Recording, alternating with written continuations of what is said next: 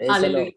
ഇന്നത്തെ നമ്മളുടെ ചിന്തയ്ക്കായിട്ട് നമ്മൾക്ക് ദൈവം ഈ കഴിഞ്ഞ കുറച്ച് നാളുകളായിട്ട് എന്നെ പഠിപ്പിച്ചുകൊണ്ടിരിക്കുന്ന ഒരു വിഷയം, ആ വിഷയത്തിൽ നിന്ന് തന്നെയാണ് ഞാൻ ഇന്ന് സംസാരിക്കാൻ ആഗ്രഹിക്കുന്നത്. ആ വിഷയം ഇപ്രകാരമാണ്: സ്വർഗരാജ്യം, the kingdom of God. He has been teaching me different things about the kingdom of God. ഈ കിങ്ഡം ഓഫ് ഗോഡ് എന്ന് പറയുന്നത്, അല്ലെങ്കിൽ ദൈവരാജ്യം എന്ന് പറയുന്ന ഈ ഒരു വിഷയം, ഇത് വളരെ ഡീപ്പായിട്ടുള്ള ഒരു വിഷയമാണ്. നമുക്ക് ഈ ഒരു മണിക്കൂറിനകം നമ്മൾക്കത് ഫിനിഷ് ചെയ്യാൻ സാധിക്കില്ല. It's very deep. അപ്പോൾ ഇന്ന് ഞാൻ ആഗ്രഹിക്കുന്ന അതിൽ നിന്ന് ചില പോയിന്റ്സ്, ദൈവരാജ്യത്തെ കുറിച്ച് ഉള്ള ചില പോയിന്റ്സ് മാത്രം നിങ്ങളുടെ മുൻപിൽ ഞാൻ വെക്കാൻ ആഗ്രഹിക്കുകയാണ്. ഹല്ലേലൂയ. ഈ ദൈവരാജ്യത്തെ കുറിച്ച് നമ്മൾ പുതിയ നിയമം പഠിക്കുമ്പോൾ ആദ്യമായിട്ട്, പുതിയ നിയമത്തിലാണല്ലോ നമ്മൾ ദൈവരാജ്യത്തെ കുറിച്ച് മെയിൻ ആയിട്ടും പഠിക്കുന്നത്. പക്ഷെ പുതിയ നിയമത്തിൽ ആദ്യമായിട്ട് ദൈവരാജ്യത്തെ കുറിച്ച് മെൻഷൻ ചെയ്യുവോ അല്ലെങ്കിൽ അതിനെക്കുറിച്ച് പറയുവോ ചെയ്യുന്നത് ആരാണെന്ന് ചോദിച്ചാൽ യോഹന്നാൻ സ്നാപകനാണ്. ഈ യോഹന്നാൻ സ്നാപകൻ മത്തായി എഴുതിയ സുവിശേഷം അതിന്റെ 3-ാം അധ്യായത്തിന്റെ 2-ാം വാക്യത്തിൽ പറയുന്ന ഒരു കാര്യമുണ്ട്: repent for the kingdom of heaven is near. സ്വർഗരാജ്യം സമീപിച്ചു വന്നിരിക്കുന്നു എന്നല്ല പറഞ്ഞിരിക്കുന്നത്, ഇറ്റ്സ് വെരി നിയർ, അടുത്ത് വന്നിരിക്കുക, പെട്ടെന്ന് അതിന് വരും. അത് യോഹന്നാൻ പറഞ്ഞ കാര്യം. അപ്പോൾ ഈ ഒരു കാര്യം കേൾക്കുമ്പോൾ, യോഹന്നാന്റെ ഈ ഒരു വാക്കുകൾ കേൾക്കുമ്പോൾ പെട്ടെന്ന്, സത്യം പറഞ്ഞാൽ ഞാൻ വളരെ ആത്മാർത്ഥമായി പറയാം, ഞാൻ പലപ്പോഴും വിചാരിച്ചുകൊണ്ടിരുന്നത്, യോഹന്നാൻ ഇത് പറയുമ്പോൾ യോഹന്നാന്റെ പ്രതീക്ഷ ഇത് കഴിയുമ്പോൾ, ഉദ്ദേശിക്കുന്നത് ഇത് കഴിയുമ്പോൾ കർത്താവ് വരും, കർത്താവ് വരുമ്പോൾ കർത്താവ് വരുന്നതിനെ ഉദ്ദേശിച്ചാണ് പറഞ്ഞിരിക്കുന്നത്. കർത്താവ് വരുമ്പോൾ സ്വർഗരാജ്യം വരും, അതായിരിക്കും യോഹന്നാൻ ഉദ്ദേശിച്ചിരിക്കുന്നത് എന്നാണ് ഞാൻ എപ്പോഴും ചിന്തിച്ചുകൊണ്ടിരുന്നത്. പക്ഷെങ്കിൽ വേറെ ഒരു കാര്യം ഞാൻ പറയട്ടെ. അവിടുന്ന് തന്നെ നമ്മൾ മുൻപോയി, ഇതിപ്പോ 3-ാം അധ്യായത്തിലാണല്ലോ, 4-ാം അധ്യായം 17-ാം വാക്യം വരുമ്പോൾ കർത്താവ് വരുന്നു, കർത്താവ് യോഹന്നാന്റെ അടിയിൽ വന്ന് സ്നാനപ്പെടുന്നു. ഇതെല്ലാം കഴിഞ്ഞ് കർത്താവിനെ എന്താ പറയാ, ദൈവാത്മാവ് വിൽഡർനെസ്സിലേക്ക് കൊണ്ടുപോകുന്നു. ഉള്ള ടെംപ്റ്റേഷൻസ് എല്ലാം കഴിഞ്ഞ് വിജയകരമായിട്ട് വരുന്നു. അതെല്ലാം കഴിയുമ്പോൾ 4-ാം അധ്യായത്തിന്റെ 17-ാം വാക്യത്തിൽ ദാ കർത്താവ് പ്രസംഗിക്കുന്നു. എന്തുവാ കർത്താവ് പറയുന്നത്? അന്ന് മുതൽ യേശു സ്വർഗരാജ്യം സമീപിച്ചിരിക്കാൻ മാനസാന്തരപ്പെടുവീൻ എന്ന് പ്രസംഗിച്ചു തുടങ്ങി. സ്വർഗരാജ്യ സെയിം പ്രസംഗം, യോഹന്നാൻ പ്രസംഗിച്ച അതേ പ്രസംഗം കർത്താവായ യേശു ക്രിസ്തു പ്രസംഗിക്കുക. ഞാൻ ഓർത്തുകൊണ്ടിരുന്നത് കർത്താവ് വരുമ്പോ സ്വർഗരാജ്യം വരും എന്നായിരിക്കും യോഹന്നാൻ നേരത്തെ ഉദ്ദേശിച്ചത്. പക്ഷെ ഇത് അവിടെ അങ്ങനല്ല. ഇവിടെ വരുമ്പോ എന്താ കർത്താവ് ഇത് തന്നെ പറയുന്നു: repent for the kingdom of heaven is near. അപ്പം എത്രയും ക്ലോസ് ആണ്. How near is the kingdom of heaven, അല്ലെങ്കിൽ എത്രത്തോളം സമീപിച്ചിരിക്കുന്നു. കാരണം കർത്താവ് ഇത് തന്നെയാ വരുന്നത്, സമീപിച്ചിരിക്കുന്നു. അപ്പൊ ഇനി എപ്പോഴാ വരുന്നത്? അപ്പൊ നമ്മൾ അങ്ങനെ മുൻപോട്ട് പോകുമ്പോൾ 18-ാം വാക്യത്തിൽ, അതിന്റെ തൊട്ട് കഴിഞ്ഞുള്ള വാക്യത്തിൽ കർത്താവിന്റെ മിനിസ്ട്രിയിൽ അവിടെ ഒരു മേജർ ഷിഫ്റ്റിംഗ് നടക്കുക അല്ലെ? 17-ാം വാക്യത്തിൽ കർത്താവ് ഇത് പറഞ്ഞു. 18-ാം വാക്യത്തിൽ നമ്മൾ നോക്കുമ്പോൾ അവിടെ പെട്ടെന്ന് ഒരു ഷിഫ്റ്റിംഗ് നടക്കും. കർത്താവ് അവിടെ എന്തൊക്കെയോ ചെയ്യാൻ തുടങ്ങണം. ഒരു രാജ്യം എന്ന് പറയുമ്പോൾ ആ രാജ്യത്തിൽ മെയിൻ ആയിട്ടും രാജാവുണ്ട് അല്ലെ? Kingdom has A king. പക്ഷെ ഒരു രാജാവ് മാത്രമായാൽ ഒരു രാജ്യം ആവത്തില്ലല്ലോ. ആവുമോ? ഇല്ല.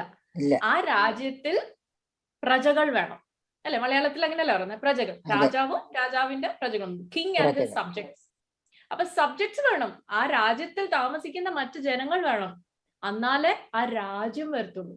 അപ്പോൾ കർത്താവ് 18-ാം വാക്യത്തിൽ ആ രാജ്യത്തിൽ താമസിക്കാനുള്ള ആൾക്കാരെ ചൂസ് ചെയ്യാൻ തുടങ്ങുക ഇല്ല? ശിഷ്യന്മാരെ ചൂസ് ചെയ്യാൻ തുടങ്ങുന്നു. അത് കഴിഞ്ഞ് 23-ാം വാക്യം എത്തുമ്പോഴത്തേക്കിനും, മത്തായി സുവിശേഷം 4-ാം അധ്യായത്തിന്റെ 23-ാം വാക്യപ്പോഴത്തേക്കും അവിടെ കർത്താവ് he starts sharing the good news of the kingdom. ദൈവരാജ്യത്തിന്റെ ആ നല്ല സുവിശേഷം പ്രസംഗിക്കാൻ തുടങ്ങുന്നു. അവിടുന്ന് ഈ അന്ധകാരത്തിന്റെ രാജ്യത്തിൽ കിടക്കുന്ന ആൾക്കാരെ അവിടുന്ന് പിടിച്ചതാ ഇങ്ങോട്ട് ട്രാൻസ്ഫർ ചെയ്യുക. അവിടെയാണ് ദൈവരാജ്യത്തിന്റെ ശുശ്രൂഷ തുടങ്ങുന്നത്, ദൈവരാജ്യം പണി തുടങ്ങുന്നത്.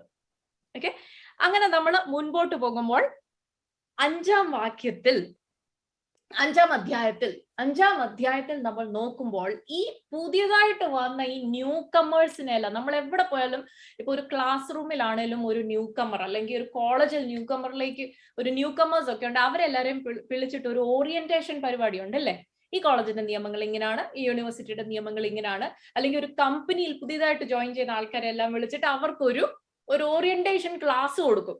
അതുപോലെ തന്നെ ഈ സ്വർഗരാജ്യത്തിൽ പുതിയതായിട്ട് പ്രവേശിച്ച ആൾക്കാരെല്ലാവരും കർത്താവിന്റെ കൂടെ കൂടിയവരെല്ലാരും പിടിച്ചിട്ട് അഞ്ചാം അധ്യായത്തിൽ ചാപ്റ്റർ 5 ആ സ്വർഗരാജ്യത്തിന്റെ പ്രിൻസിപ്പിൾസിനെ പഠിപ്പിച്ചു കൊടുക്കുന്ന ഒരു അധ്യായമാണ് മാത്യു ചാപ്റ്റർ 5.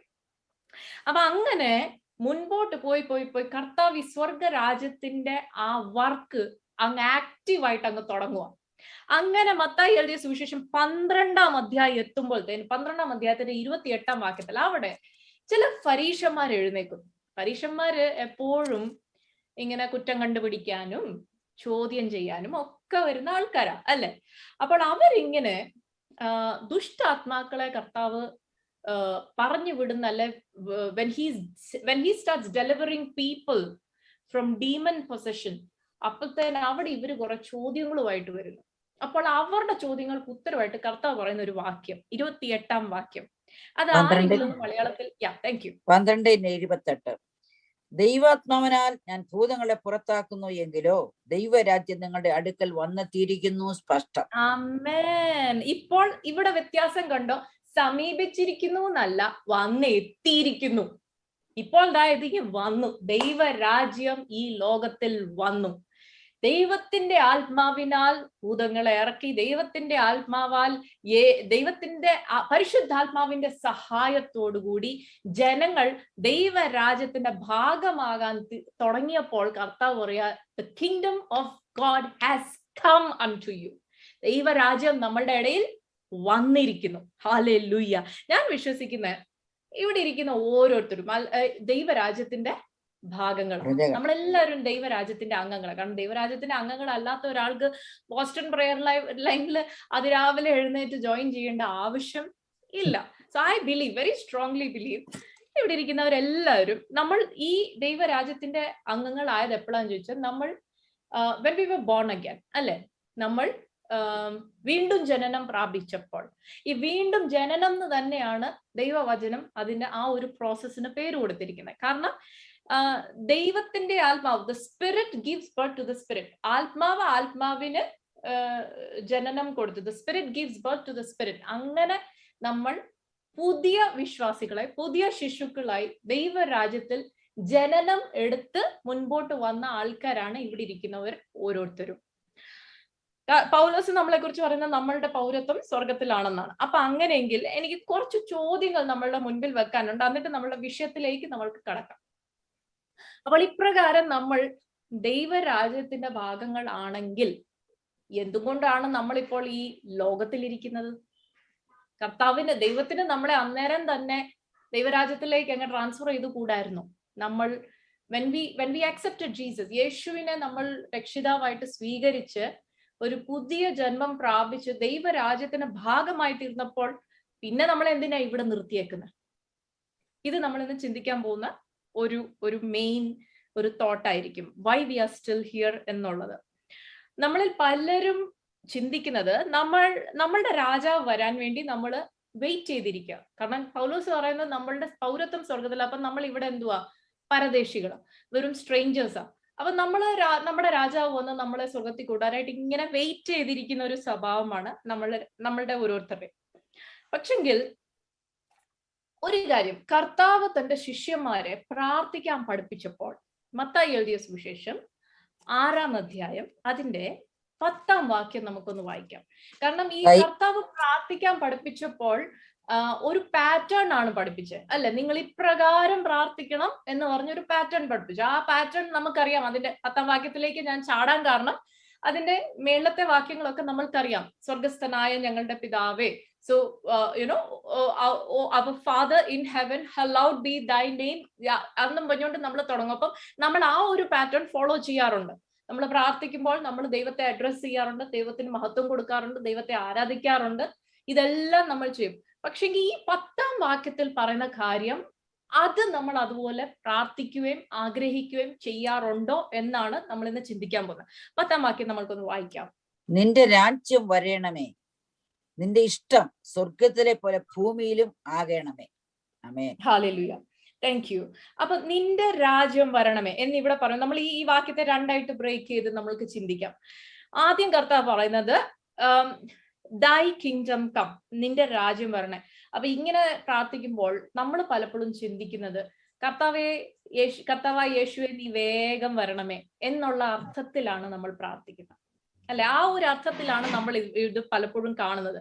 പക്ഷെങ്കിൽ ശരിക്കും ആ ഒരു അർത്ഥമാണോ കർത്താവ് ഇവിടെ ഉദ്ദേശിച്ചിരിക്കുന്നത്? കാരണം നമ്മൾ പലപ്പോഴും ഈ നമ്മളുടെ ഒരു ലൈഫ് സ്റ്റൈൽ തന്നെ പലപ്പോഴും നമ്മൾ മലയാളി പെന്തക്കോസ്റ്റൽസിന്റെ ഇടയിലുള്ള ഒരു ചിന്തയും സംസാരവും ഇങ്ങനെയാണ്. നമ്മൾ ഇവിടെ സ്ട്രേഞ്ചേഴ്സ് ആണല്ലോ, നമ്മുടെ കർത്താവ് വരും, നമ്മളെ ഇവിടുന്ന് കൊണ്ടുപോകും. തന്നെയല്ല, ഈ റോമാലേഖനം 12ാം അധ്യായത്തിൽ പറയുന്ന ആ വാക്യം, do not be conform to this world, അതായത് ഈ ലോകത്തിന് അനുരൂപരായിരിക്കരുത്. ആ ഒരു കാര്യത്തിൽ നമ്മൾ ഒരുപാട് എംഫസിസ് കൊടുക്കുന്ന ആൾക്കാരാ, അല്ലെ? അപ്പം അങ്ങനെ ഒരു എംഫസിസ് കൊടുത്ത് ഇവിടെ ഇങ്ങനെ ഒരു റെഫ്യൂജീസിനെ പോലെ ജീവിക്കാൻ എന്നാണോ കർത്താവ് ഉദ്ദേശിച്ചത് എന്ന് നമുക്കൊന്ന് ചിന്തിക്കാം. ഈ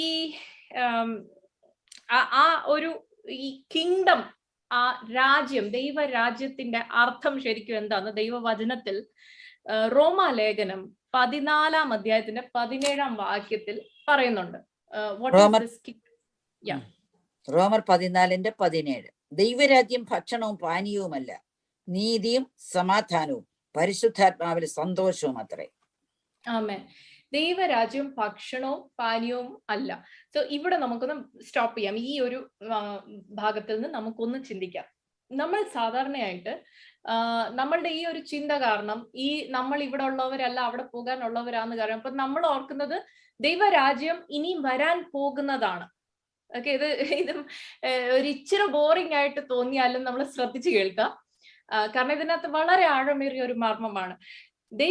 നമ്മൾ പലപ്പോഴും ചിന്തിക്കുന്ന ദൈവരാജ്യം എന്ന് പറയുന്നത് നമ്മൾ ഇനിയും സ്വർഗത്തിലേക്ക് പോകുമ്പോൾ അവിടെ പോയിട്ട് താമസിക്കാൻ പോകുന്നതാണ്. ഇവിടെ നമ്മൾ ടെമ്പററി ആയിട്ട്, അപ്പൊ ഇവിടെ ആയിരിക്കുന്ന സമയത്ത് നമ്മൾ ഒന്ന് സന്തോഷമായിട്ട് ജീവിക്കാം എന്നുള്ള ഒരു ചിന്തയാണ് നമ്മളുടെ. പക്ഷെ ഇവിടെ പറയുന്നത് ദൈവരാജ്യവും ഭക്ഷണവും പാനീയവും അല്ല, പക്ഷെങ്കിൽ righteousness, peace and joy in the holy spirit. അപ്പോൾ അവിടെ ഒരു പ്രോസസ്സാണ്. ഈ ഭക്ഷണവും പാനീയവും അല്ലെന്ന് പറയുമ്പോൾ തന്നെ ശരിക്കും പറഞ്ഞാൽ ഭക്ഷണവും പാനീയവും എന്തിനു വേണ്ടിയാ? നമ്മളുടെ ശരീരത്തിന് വേണ്ടിയാ, അല്ലെ? നമ്മളുടെ ശരീരത്തിൽ ഞാൻ കഴിഞ്ഞ പ്രാവശ്യം ഞാൻ ബോസ്റ്റൺ പ്രയർ ലൈനിൽ പ്രസംഗിച്ചപ്പോൾ ഞാൻ പറഞ്ഞ ഒരു പോയിന്റ് ഉണ്ടായിരുന്നു. നമ്മുടെ ആത്മാവിനെയും നമ്മുടെ സോൾ, അതായത് നമ്മുടെ മൈൻഡും ഇമോഷൻസും വില്ലിനെയും പിന്നെ അതുപോലെ നമ്മുടെ ശരീരം, ഇതെല്ലാം പലതാണെന്ന് ഉള്ള ഒരു എക്സ്പ്ലനേഷൻ ഞാൻ അന്നേരം പറഞ്ഞായിരുന്നു. അപ്പൊ അതുകൊണ്ട് അതിലേക്ക് പോകാൻ ആഗ്രഹിക്കുന്നില്ല. പക്ഷെ നമ്മളുടെ ശരീരത്തിനാണ് ഈ ഭക്ഷണവും പാനീയവും വേണ്ടിയത്, നമ്മുടെ ആത്മാവിനല്ല. അപ്പോൾ ദൈവരാജ്യം എന്ന് പറയുന്നത്, ദൈവരാജ്യത്തിൽ ഈ സംഭവങ്ങൾക്ക് യാതൊരു ഇമ്പോർട്ടൻസും ഇല്ല. പക്ഷെ നമ്മളുടെ ഈ ലോകത്തിലെ ജീവിതം എന്ന് പറയുമ്പോൾ നമ്മൾ നമ്മളെ തന്നെ ഒന്ന് നോക്കിയാൽ നമ്മൾ എന്തിനു വേണ്ടിയാ ഈ കഷ്ടപ്പെടുന്നതെല്ലാം? ഭക്ഷണത്തിനും പാനീയത്തിനും വേണ്ടി, അല്ലെ? ഡെയിലി എഴുന്നേറ്റ് ഹാർഡ് വർക്ക് ചെയ്യുന്നു, ജോലിയിൽ പോകുന്നു, ഓരോ കാര്യങ്ങൾ ചെയ്യുന്നു, ഇൻഷുറൻസ് എടുക്കുന്നു. ഇതെല്ലാം നമ്മൾ ചെയ്യുന്ന എന്തിനാ? ശരിക്കും പറഞ്ഞാൽ നമ്മളുടെ ശരീരത്തിനു വേണ്ടി മാത്രം. It's all for this. ഈ ഫുഡും ഡ്രിങ്കും മാത്രമേ ഉള്ളൂ. ഞങ്ങളുടെ ഹിന്ദി ഭാഷയിൽ പറഞ്ഞാൽ റോട്ടി കപ്പട മക്കാൻ, ഇത് മൂന്നും ആത്മാവിന് വേണ്ടി ഒന്നും ചെയ്യുന്നില്ല. പക്ഷെ ദൈവവചനം ക്ലിയർ ആയിട്ടുള്ള, നിങ്ങൾ ദൈവരാജ്യത്തിന്റെ ഭാഗങ്ങളാണെങ്കിൽ ദൈവരാജ്യം എന്ന് പറയുന്നത് ഇതൊന്നും അല്ല മക്കളെ. റോട്ടി കപ്പട മക്കാൻ അല്ല. നമ്മളുടെ ഹോൾ ടൈം, നമ്മളുടെ ഹാർഡ് വർക്ക് എല്ലാം നമ്മൾ ചെയ്യുന്നത് എന്തിനു വേണ്ടിയാണ്? ഈ ഒരു സംഭവത്തിന് വേണ്ടിയാണ്. കർത്താവ് നമ്മളെ ആ പ്രാർത്ഥിക്കാൻ പഠിപ്പിച്ചു വരുന്ന കർത്താവ് പറഞ്ഞ വേറൊരു കാര്യം നമുക്കൊന്ന് വായിക്കാം. 31 തൊട്ട് 33 വാക്യം വരെ ഒന്ന് വായിക്കാം. മത്തായി 6 മാത്യു 6:31-33. മത്തായി 6:31 മുതൽ 34 വരെ. ആകയാൽ നാം എന്തു തിന്നും, എന്തു കുടിക്കും, എന്തു ഉടുക്കും എന്നിങ്ങനെ നിങ്ങൾ വിചാരപ്പെടരുത്. ഈ വകയൊക്കെയും ജാതികൾ അന്വേഷിക്കുന്നു. സ്വർഗസ്ഥനായ നിങ്ങളുടെ പിതാവ് ഇതൊക്കെയും നിങ്ങൾക്ക് ആവശ്യമെന്ന് അറിയുന്നുവല്ലോ. മുൻപേ അവന്റെ രാജ്യവും നീതിയും അന്വേഷിപ്പീൻ, അതോടുകൂടെ ഇതൊക്കെയും നിങ്ങൾക്ക് കിട്ടും. അതുകൊണ്ട് നാളേക്കായി വിചാരപ്പെടരുത്. Thank you. അപ്പൊ മുൻപേ അവന്റെ രാജ്യവും നീതിയും അന്വേഷിപ്പിൻ. ഇതൊന്നും നിങ്ങൾ അത് ചെയ്താൽ ഇതൊക്കെ നിങ്ങളുടെ പുറമെ ഫോളോ ചെയ്തു വരും എന്നാണ് ദൈവം കർത്താവ് നമ്മളോട് പറയാം. പക്ഷെ നമ്മൾ ഇപ്പോൾ ചെയ്യുന്നത് നേരെ ഓപ്പോസിറ്റാ അല്ലെ? നമ്മൾ ഇതിന്റെ ഒന്നും പുറകെ നിങ്ങൾ പോകരുത് എന്ന് പറയുന്നു. പക്ഷെങ്കിൽ നമ്മൾ ഇപ്പോൾ എന്താ ചെയ്യുന്നത്? നമ്മൾ ഇതിന്റെ എല്ലാം കൂടെ പുറകെ പോയിട്ട് ദൈവരാജ്യത്തിന് വേണ്ടി അന്വേഷിക്കാൻ നമ്മളുടെ സമയമില്ല. പലപ്പോഴും പല പ്രെയർ മീറ്റിംഗ്സും നമ്മൾ അറ്റൻഡ് ചെയ്യാത്തതിന്റെ കാരണം എന്താ? Because we don't have time. നമ്മൾ എന്തിനു വേണ്ടിയാ ബിസി ആവുന്നത്? ഫോർ അവർ ബോഡി, ഭക്ഷണത്തിന് വേണ്ടിയും പാനീയത്തിന് വേണ്ടിയും അല്ലെ? നമ്മൾ ചെയ്യുന്ന ഓൾ ദ ഹാർഡ് വർക്ക് ഭക്ഷണത്തിന് വേണ്ടി, പാനീയത്തിന് വേണ്ടി, റോട്ടി, കപ്പട, മക്കാൻ. പക്ഷെ ഇതൊന്നും ദൈവരാജ്യത്തിന്റെ ഭാഗമല്ല എന്ന് ഇവിടെ ക്ലിയർ ആയിട്ട് പറയുന്നു. കർത്താവ് തന്നെ നമ്മളോട് പറയുന്നു, ഇതിന്റെ ഒന്നും പുറകെ നിങ്ങൾ ഓടാതെ ദൈവരാജ്യത്തിന്റെ പുറകെ ഓട്. ദൈവരാജ്യത്തിന്റെ പുറകെ ഓടിയാൽ ഇതെല്ലാം നിങ്ങളുടെ പുറകെ ഓടി വരും. അതാണ് കർത്താവ് പറയുന്നത്. ഇത് ആക്ച്വലി ഒരു ഇച്ചിരി ഡിഫിക്കൽട്ടാണ്. പ്രാക്ടിക്കൽ ലൈഫിൽ അക്സെപ്റ്റ് ചെയ്യാൻ ഇച്ചിരി ഡിഫിക്കൽട്ടാണ്. പക്ഷെ എന്ത് ചെയ്യാനാ? വചനം ഇതാ പറയുന്നത്. ഹല്ലേലൂയ. അപ്പോൾ നമ്മളൊരു കാര്യം മനസ്സിലാക്കണം. നമ്മളുടെ അപ്പച്ചനും അമ്മച്ചിയും ഉണ്ടായിരുന്നു, ആദാമും ഹവ്വയും. അവരെ സാത്താൻ ഔട്ട്സ്മാർട്ട് ചെയ്തു. നമ്മളെയും അത് തന്നെയാ ചെയ്യുന്നത്. അവന്റെ തന്ത്രമായി ഇതൊക്കെ. കർത്താവ് ഏത് കാര്യത്തിൽ ബിസി ആകരുതെന്ന് പറഞ്ഞോ അതേ കാര്യത്തിൽ നമ്മളെ ബിസി ആക്കുവാണ് ഇദ്ദേഹം. നമ്മൾ അതിന് വീഴുക. റൈറ്റ്? ഏതൊരു കാര്യത്തിനാണേലും. ഇപ്പം ഈ പ്രാർത്ഥനയിൽ തന്നെ കർത്താവ് പഠിപ്പിച്ച ഒരു കാര്യം 11-ാം വാക്യത്തിൽ, 10-ാം വാക്യമാണല്ലോ നമ്മളിപ്പം വായിച്ചത്. 11-ാം വാക്യത്തിൽ കർത്താവ് പറയുന്ന ഒരു കാര്യമുണ്ട്, give us today our daily bread. ഇല്ലേ? ഞങ്ങളുടെ ഇന്നത്തേനുള്ള ആഹാരം, നിങ്ങൾക്ക് ആവശ്യമുള്ള ആഹാരം ഇന്ന് തരണമേ. ആവശ്യമുള്ള ആഹാരം ഇന്ന് തരണം. നാളത്തെ ഞാൻ നാളെ ചോദിക്കാം. പക്ഷെ നമ്മളുടെ പ്രാർത്ഥനയൊക്കെ മാറിപ്പോയി. നമ്മൾ എന്താ പ്രാർത്ഥിക്കുകയെന്ന് അറിയോ? ദൈവമേ, എന്റെ ഫ്യൂച്ചർ ജനറേഷൻസിന് വേണ്ടിയും സ്റ്റോർ അപ്പ് ചെയ്യാനുള്ള ഒരു ഗ്രേസ് നീ തരണമേ. അല്ലെ? നമ്മളുടെ പ്രാർത്ഥനകൾ പോലും മാറിപ്പോയി. കർത്താവ് എന്തൊക്കെ ദൈവവചനത്തിൽ പറഞ്ഞോ അതിന്റെ എല്ലാം ഓപ്പോസിറ്റ് ആണ് ഇന്ന് സാത്താൻ നമ്മളെ കൊണ്ട് ചെയ്യിപ്പിക്കുന്നത് പലതും.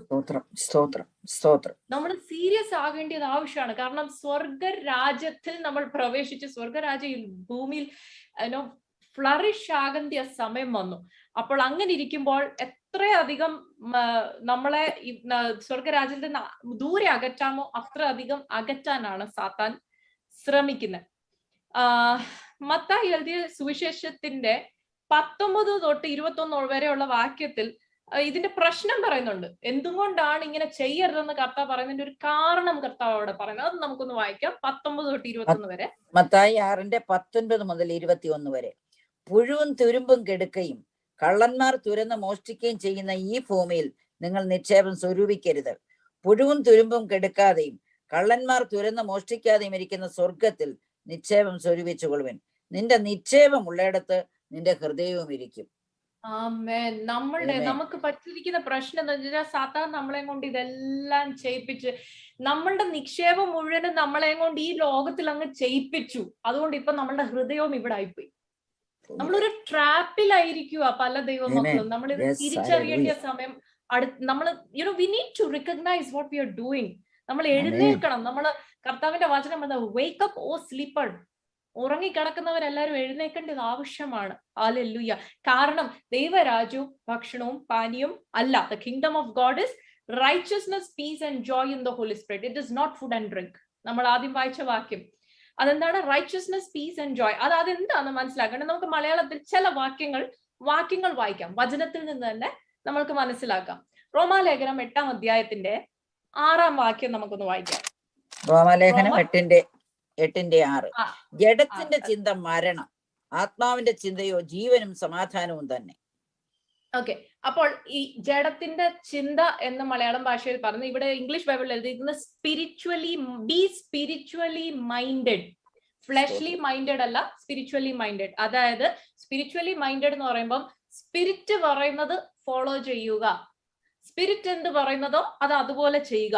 നമ്മളുടെ ഫ്ലഷ്, ഇവിടെ ഫ്ലഷ് എന്ന് ഉദ്ദേശിക്കുന്നത് നമ്മളുടെ സ്വന്തം മൈൻഡ്, നമ്മളുടെ ആഗ്രഹം, നമ്മളുടെ മൈൻഡ്, നമ്മളുടെ ശരീരം നമ്മളോട് പറയുന്നതല്ല നമ്മൾ ഫോളോ ചെയ്യേണ്ടത്.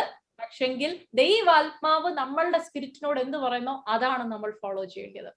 ഒരു വാക്യം 8, 9 കൂടെ വായിക്കാം.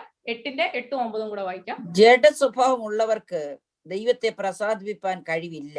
നിങ്ങളോ ദൈവത്തിന്റെ ആത്മാവ് നിങ്ങളിൽ വസിക്കുന്നു എന്ന് വരികിൽ ജഡസ്വഭാവമുള്ളവരല്ല, ആത്മസ്വഭാവമുള്ളവരത്രേ. ക്രിസ്തുവിന്റെ ആത്മാവില്ലാത്തവൻ അവനുള്ളവനല്ല. ആമേൻ. ഇനി ഒരു വാക്യം കൂടെ, 14-ാം വാക്യം കൂടെ ഒന്ന് വായിക്കാമോ?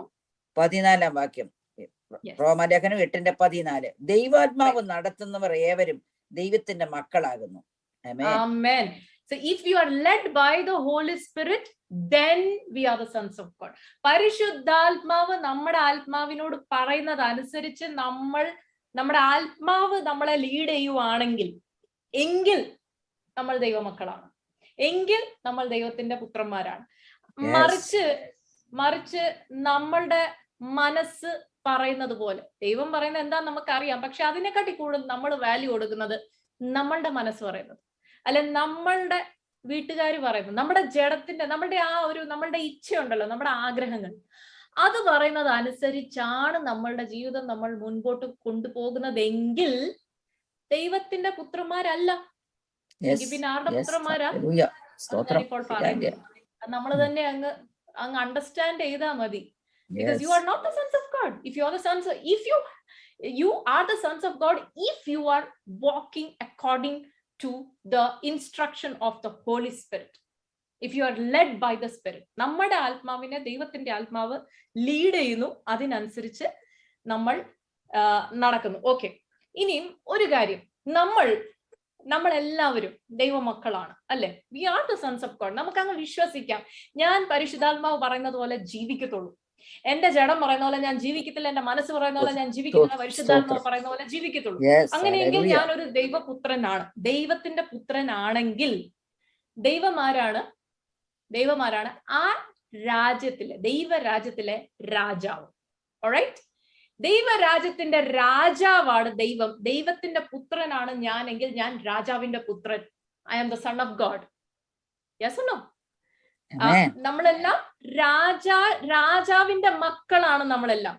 അപ്പോൾ നമ്മൾ ഒരു കാര്യം മനസ്സിലാക്കണം, ഒരു രാജ്യത്തിലെ രാജാവിന്റെ മക്കളെല്ലാം ദാ ഇപ്പോൾ വേറെ ഒരു രാജ്യത്തിൽ ജീവിക്കുന്നു. എന്തുകൊണ്ട്? Question mark. ഇതാണ് ഞാൻ ഇന്ന് മെയിൻ ആയിട്ട് നിങ്ങളുടെ മുൻപിൽ വെക്കാൻ ആഗ്രഹിക്കുന്നത്. അതൊന്ന് എക്സ്പ്ലെയിൻ ചെയ്യാനായിട്ട് ആണ് ഈ ബാക്ക്ഗ്രൗണ്ടിൽ കൂടെ എല്ലാം നമ്മൾ പോയത്. The question is, why are we in this kingdom when we belong to another kingdom?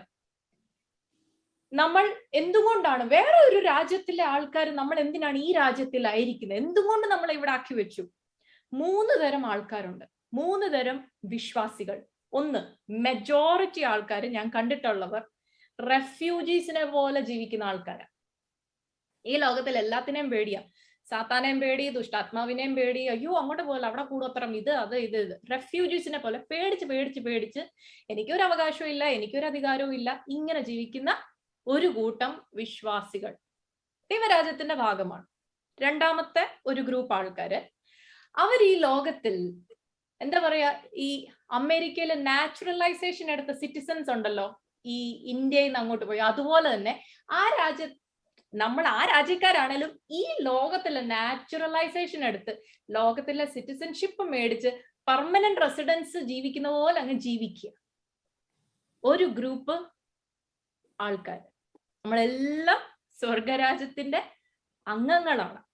പിന്നെ വേറെ ഒരു ഗ്രൂപ്പ് ആൾക്കാർ, വെരി ഫ്യൂ ഓഫ് us, നമ്മൾ എങ്ങനെയാന്ന് ചോദിച്ചാൽ വാണ്ടറേഴ്സിന് മലയാളത്തിൽ എന്താ പറയാ, ഈ സ്ട്രേഞ്ചേഴ്സ് ഇൻ വാണ്ടറേഴ്സ് ഉണ്ടല്ലോ. എനിക്ക് ഇവിടെ പരദേശി, ഇങ്ങനെ നമ്മളിങ്ങനെ ഞാൻ ഇവിടുത്തുകാരനല്ല, ഞാൻ കർത്താവ് വരാൻ ഇങ്ങനെ, എന്താ കർത്താവേ നീ വരാത്തെ എന്ന് പറഞ്ഞുകൊണ്ട് ഇങ്ങനെ തടിക്കും കൈയും കൊടുത്തിരിക്കുന്ന വേറെ ഒരു ഗ്രൂപ്പ് ആൾക്കാർ. പക്ഷെങ്കിൽ ഇതൊന്നുമല്ല ദൈവം നമ്മളെ കുറിച്ച് ഉദ്ദേശിച്ചിരിക്കുന്നത്. ഹല്ലേലൂയ.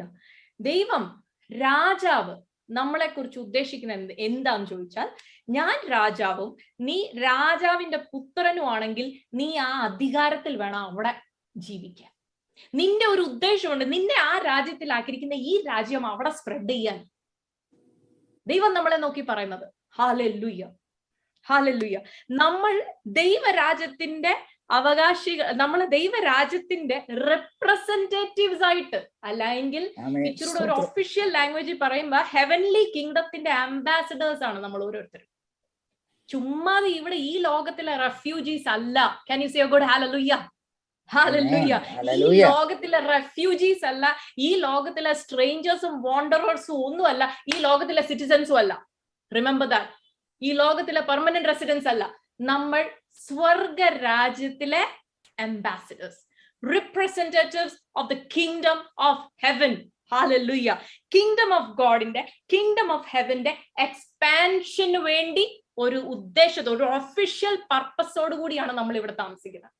ഒരു ഒഫീഷ്യൽ മാൻഡേറ്റ് ഉണ്ട് നമ്മൾക്ക് ഓരോരുത്തർക്കും. നമ്മൾ ചുമ്മാതുള്ള റെഫ്യൂജീസ് അല്ല, ഒരു ഒഫീഷ്യൽ മാൻഡേറ്റോട് കൂടി വേറെ രാജ്യത്തിൽ വന്ന് താമസിക്കുക. എന്താ? ആ രാജ്യം ഇവിടെ വികസിപ്പിക്കണം, ആ രാജ്യം ഈ രാജ്യത്തിൽ വളർത്തണം. Hallelujah, hallelujah. നമ്മള് ആ രാജ്യം ഈ രാജ്യത്തിൽ എസ്റ്റാബ്ലിഷ് ആകണം. നിന്റെ രാജ്യം വരണമേ എന്ന് പ്രാർത്ഥിക്കാനാണ് കർത്താവ് പറഞ്ഞത്. അന്നും പ്രാർത്ഥിച്ചിട്ട് ഇങ്ങനെ നിന്റെ രാജ്യം വരണമേ എന്ന് പറയുക മാത്രമല്ല, പക്ഷെങ്കിൽ അതിനു വേണ്ടി പ്രവർത്തിക്കണം. പറഞ്ഞാ പോരാ. നിന്റെ രാജ്യം വരണേ എന്ന് പ്രാർത്ഥിച്ചിട്ട് ആ പ്രാർത്ഥന നിറവേറണമെങ്കിൽ നമ്മൾ ചെയ്യേണ്ട ചില പ്രവൃത്തികളുണ്ട്. ഹല്ലേലൂയ. അതെങ്ങനെയാണെന്ന് ചോദിച്ചാൽ, എന്റെ മേലുള്ള അധികാരത്തെ ഞാന് ഉപയോഗിക്കണം. എങ്ങനെയാണ് ആ അധികാരം? നമുക്കൊന്ന് വായിക്കാം. മത്തായി എഴുതിയ സുവിശേഷം 16-ാം അധ്യായത്തിന്റെ 19-ാം വാക്യം ഒന്ന് വായിക്കാം. മത്തായി 16:19. സ്തോത്രം. അതെ. സ്വർഗരാജ്യത്തിന്റെ താക്കോൽ ഞാൻ നിനക്ക് തരുന്നു. നീ ഭൂമിയിൽ കെട്ടുന്നതൊക്കെയും സ്വർഗത്തിൽ കെട്ടപ്പെട്ടിരിക്കും, നീ ഭൂമിയിൽ അഴിക്കുന്നതൊക്കെയും സ്വർഗത്തിൽ അഴിഞ്ഞിരിക്കും എന്ന് ഉത്തരം പറഞ്ഞു. ആമേൻ. I will give you the keys of the kingdom of heaven. ഇത് കർത്താവ് ഇവിടെ പറയുമ്പോൾ ഈ സ്വർഗരാജ്യത്തിന്റെ താക്കോൽ മലയാളത്തിൽ എങ്ങനെ തന്നിരിക്കുന്നു എന്നാണോ? സ്വർഗരാജ്യത്തിന്റെ താക്കോൽ ഞാൻ നിനക്ക് നീ ഭൂമിയിൽ സ്വർഗരാജ്യ താക്കോൽ ഞാൻ നിനക്ക് തരുന്നു. I will give you. അപ്പം അവിടെ അത് ഒരു ഇത് കർത്താവിന്റെ സ്വർഗാരോഹണത്തിന് മുമ്പ് പത്രോസിനോട് പറഞ്ഞ കാര്യമാണ്. സ്വർഗാരോഹണത്തിന് തൊട്ട് മുമ്പ്, അതായത് മരിക്കുന്നതിന് മുമ്പ് പറഞ്ഞ കാര്യമാണ്. പക്ഷെ മരിച്ചു കഴിഞ്ഞ് ഉയർത്തെഴുന്നേറ്റതിന് ശേഷം പറഞ്ഞ വേറൊരു കാര്യമുണ്ട്. അതെന്താ പറഞ്ഞിരിക്കുന്നത്? മത്തായി എഴുതിയ സുവിശേഷം 28:18-19 തരുന്നു എന്ന് പറയുന്നത് എപ്പോഴാ തന്നെന്നുള്ളത്. ഐ വിൽ ഗിവ് എന്നാണ് മലയാളത്തിൽ. അത് എപ്പോഴാ തന്നെന്നുള്ളത് നമുക്കൊന്ന് വായിക്കാം. യേശു അടുത്തിയെന്ന് മത്തായി 28:18. യേശു അടുത്തിയെന്ന് 18-19. യേശു അടുത്തിയെന്ന് സ്വർഗത്തിലും ഭൂമിയിലും സകല അധികാരവും എനിക്ക് നൽകപ്പെട്ടിരിക്കുന്നു. ആകയാൽ നിങ്ങൾ പുറപ്പെട്ട് പിതാവിന്റെയും പുത്രന്റെയും പരിശുദ്ധാത്മാവിന്റെയും നാമത്തിൽ സ്നാനം കഴിപ്പിച്ചും ഞാൻ നിങ്ങളോട് കൽപ്പിച്ചതൊക്കെയും പ്രമാണിപ്പാൻ തക്കവണ്ണം. നമുക്ക് അത്ര അറിഞ്ഞാൽ മതി. സ്വർഗരാജ്യത്തിന്റെ, സ്വർഗത്തിലും ഭൂമിയിലും എല്ലാ every authority on heaven and earth has been given to me. അവിടെ പറഞ്ഞിട്ട് ആകയാൽ, അല്ലെ? ആകയാൽ, therefore.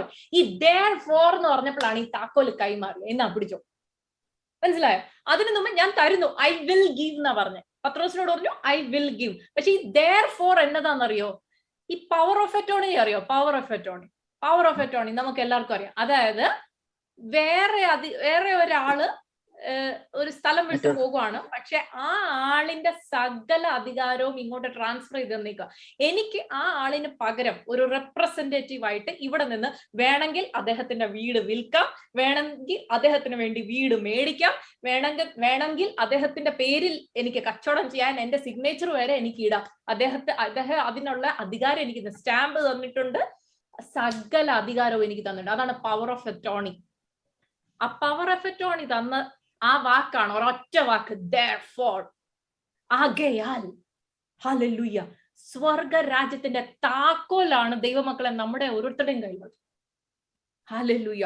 മത്തായി എഴുതിയ സുവിശേഷം 16-ാം അധ്യായത്തിൽ കർത്താവ് പറയുന്നത് അവിടെ പത്രോസിനോടാണ്, നമുക്കറിയാം അല്ലെ? മാത്യു ചാപ്റ്റർ 16 പക്ഷെങ്കിൽ ചാപ്റ്റർ 16 അവിടെ അത് പറയുമ്പോൾ പത്രോസ് അവന് കിട്ടിയ പത്രോസിന് മാത്രമല്ല, ചിലർ ഇത് പഠിപ്പിക്കുന്നവരുണ്ട്, പത്രോസിനോടാ ദൈവം പറഞ്ഞു. നോ നോ നോ നോ, പത്രോസിനോട് മാത്രമല്ല. കാരണം അതിന്റെ ഒരു അധ്യായം കഴിഞ്ഞ ഒരു 2 പേജ് മറിച്ച് 18-ാം അധ്യായത്തിൽ വന്നേ, 18-ാം അധ്യായത്തിന്റെ 18-ാം വാക്യത്തിൽ കർത്താവ് അവിടെ എല്ലാ ശിഷ്യന്മാരോടും ഇതേ കാര്യം പറയും. ഇതേ കാര്യം പറഞ്ഞു, സ്വർഗരാജ്യം. മത്തായി 18:18, നിങ്ങൾ ഭൂമിയിൽ കെട്ടുന്നതെല്ലാം സ്വർഗത്തിലും കെട്ടപ്പെട്ടിരിക്കും, നിങ്ങൾ ഭൂമിയിൽ അഴിക്കുന്നതെല്ലാം സ്വർഗത്തിലും അഴിഞ്ഞിരിക്കുമെന്ന് ഞാൻ സത്യമായിട്ട് നിങ്ങളോട് പറയുന്നു. ആമേൻ. കർത്താവ് സത്യമായിട്ടും പറഞ്ഞു, ഈ ഭൂമിയിൽ കെട്ടുന്നത് സ്വർഗത്തിൽ കെട്ടപ്പെടുവാനും ഭൂമിയിൽ അഴിക്കുന്നതെല്ലാം സ്വർഗത്തിൽ. സ്വർഗത്തിൽ എന്ന് പറയുമ്പോൾ ഒരു ആകാശ മണ്ഡലത്തിൽ ആത്മീയ ഒരു ഗോളമുണ്ട്. ആ ഗോളത്തിൽ ചേഞ്ചസ് വരുത്താനുള്ള അധികാരം നമുക്ക് ദൈവം തന്നിട്ടുണ്ട്. അതിന്റെ താക്കോൽ, ഹല്ലേലൂയ, പത്രോസിന് മാത്രമല്ല, നമ്മൾ ഓരോരുത്തർക്കും, എവരി ഡിസൈപ്പിളിന് ആ താക്കോൽ തന്നിട്ടുണ്ട്. പത്രോസിന് കിട്ടിയ താക്കോൽ പത്രോസ് ഉപയോഗിച്ചു. എവിടെന്ന് പറയട്ടെ, യഹൂദരുടെ മേളിൽ അവൻ ആ താക്കോൽ ഉപയോഗിച്ചു. അപ്പോസ്തല പ്രവൃത്തി 2-ാം അധ്യായത്തിൽ അവൻ യഹൂദരുടെ മേളിൽ ആ താക്കോൽ ഉപയോഗിച്ചു. ഒരൊറ്റ ദിവസം കൊണ്ട് 3000 പേരാണ് സ്വർഗരാജ്യത്തിൽ കയറി വന്നത്. Hallelujah, hallelujah. ഈ പത്രോസ് തന്നെ അപ്പോസ്തല പ്രവൃത്തി 10-ാം അധ്യായത്തിൽ ജ്യൂസിന്റെ മേളിൽ മാത്രമല്ല, ജെന്റൈൽസിന്റെ മേളിലും, അതായത് ജാതികളുടെ മേളിലും അവൻ ഈ താക്കോൽ ഉപയോഗിച്ചു. എവിടാന്നറിയോ? കൊർന്നല്യോസിന്റെ വീട്ടിൽ ആദ്യമായിട്ട് ജാതികളുടെ മേൽ അവൻ ഈ താക്കോൽ ഉപയോഗിച്ചു. കൊർന്നല്യോസിന്റെ വീട്ടിൽ ഒരു ഉണർവ് വന്നു. അവിടെ ജാതികൾ സ്വർഗരാജ്യത്തിലേക്ക് പ്രവേശിച്ചു. ഹല്ലേലൂയ. ഞാൻ ഇന്നൊരു ചോദ്യം ചോദിക്കാൻ ആഗ്രഹിക്കുകയാണ്. നമ്മളുടെ കയ്യിലുള്ള താക്കോൽ നമ്മുടെ ഒക്കെ പോക്കറ്റിൽ സിപ്പിട്ട് പൂട്ടിവെച്ച് നമ്മൾ നടക്കുക.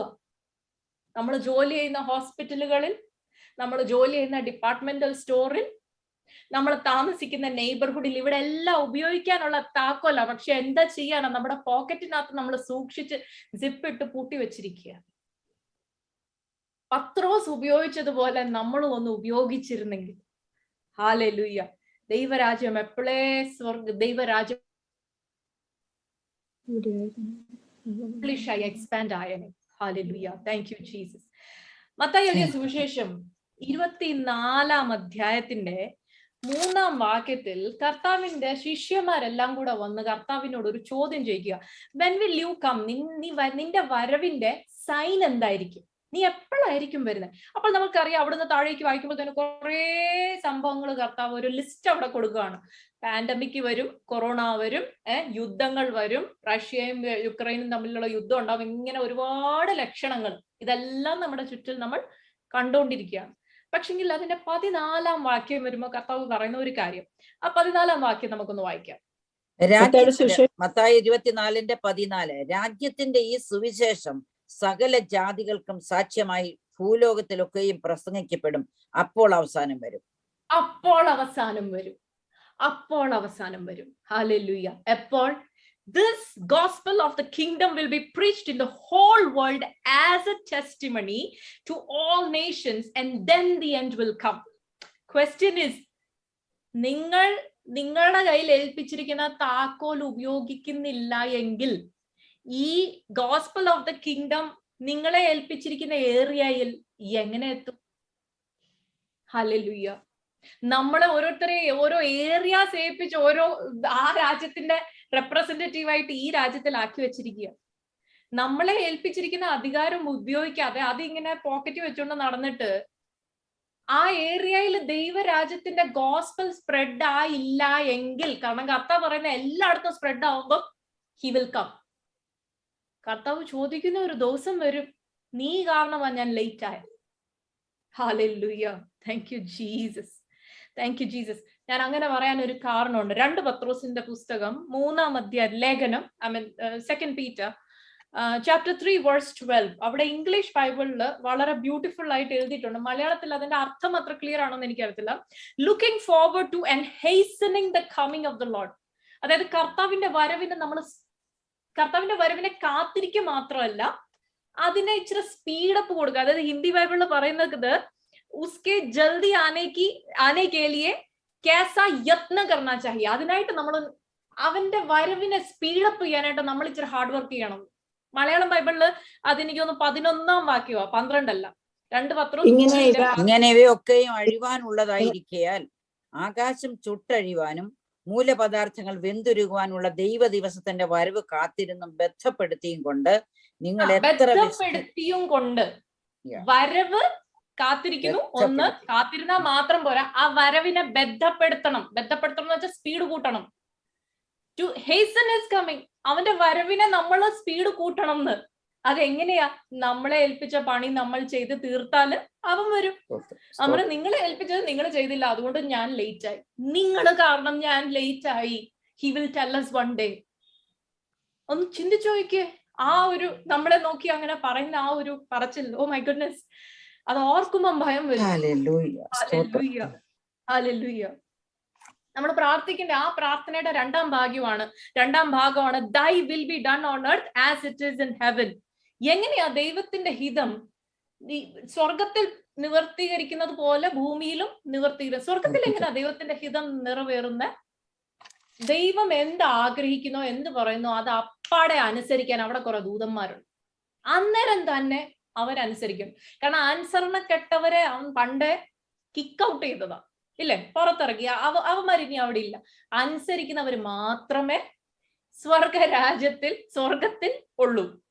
അപ്പോൾ സ്വർഗരാജ്യത്തിൽ ദൈവത്തിന്റെ ഹിതം നിവർത്തീകരിക്കുന്നത് പോലെ ഈ ഭൂമിയിലുള്ള സ്വർഗരാജ്യത്തിലും നിന്റെ ഹിതം നിറവേറണമേ എന്ന് നമ്മൾ പ്രാർത്ഥിക്കും. പക്ഷെ നമ്മൾ അത് ചെയ്യാറുണ്ടോ? അവന്റെ ഹിതം അവൻ ആഗ്രഹിക്കുന്നത് പോലെ നമ്മൾ നിറവേറ്റാറുണ്ടോ? ഒരു വാക്യം വായിക്കാം.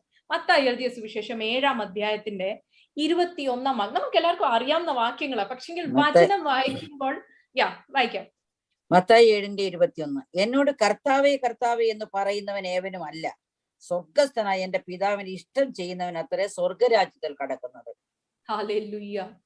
കർത്താവേ കർത്താവേ എന്ന് വിളിച്ച് എന്നും പ്രാർത്ഥിച്ചിട്ടും കാര്യമില്ല. ദൈവത്തിന്റെ ഹിതം നമ്മളുടെ ജീവിതത്തിൽ, അല്ലെ നമ്മളുടെ ഡെയിലി ലൈഫിൽ ദൈവത്തിന്റെ ഹിതപ്രകാരം മാത്രം ജീവിച്ചാലേ നാം സ്വർഗരാജ്യത്തിൽ പ്രവേശിക്കത്തുള്ളൂ. It's very clear. അപ്പോൾ നമ്മൾ ഇത് വായിക്കാൻ നമ്മൾ ഓർക്കോ ഇത് നമ്മളെ കുറിച്ചല്ല, അവിശ്വാസികളെ കുറിച്ചാണ്. അവിശ്വാസികളെ കുറിച്ചല്ല. കാരണം 1 കൊരിന്ത്യർ 12:3 പറയുന്നത് ദൈവാത്മാവുള്ള ഒരാൾക്ക് മാത്രമേ കർത്താവിനെ കർത്താവ് എന്ന് വിളിക്കാൻ ഒക്കത്തുള്ളൂ. യേശുവിനെ കർത്താവ് എന്ന് വിളിക്കണമെങ്കിൽ ദൈവാത്മാവിൽ പുതിയ ജന്മം പ്രാപിച്ച ഒരാൾക്ക്, ഹോളി സ്പിരിറ്റ് ഇല്ലാത്ത ഒരാൾക്ക് യേശുവിനെ കർത്താവ് എന്ന് അവർ വിളിക്കത്തില്ല. So he is not talking about unbelievers, he is talking about believers.